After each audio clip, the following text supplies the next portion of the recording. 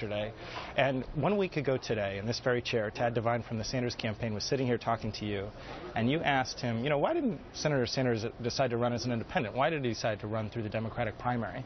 And Tad Devine said that for a very simple reason he decided to run as a Democrat. He did not want to be a Ralph Nader. He did not want to be a spoiler.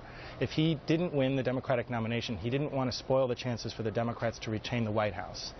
I'm afraid that if the attacks in the style of yesterday's baseless accusation continue, that's exactly what he'll be doing. And this has been an extraordinary effort that the Sanders campaign has embarked upon. They brought so many people into the process.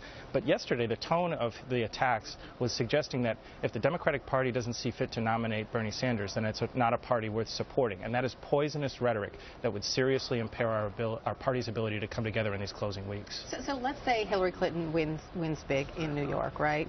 Will she then focus her attention on whoever the Republican nominee might be and forget about Bernie Sanders? Because it seems she sort of started doing that already. No, absolutely not. We're going to contest this primary all the way through. We have staff that we're hiring for California, which is not voting until June. So we're going to be running through the tape and contesting every state, including we have 5 states on April 26th.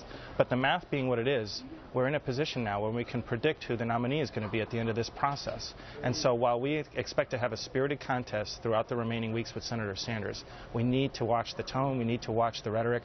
I think Senator Sanders needs to remember why he decided to run as a Democrat in the first place. In the words of his own advisor, it was to not be a Ralph Nader type spoiler in this Democratic primary.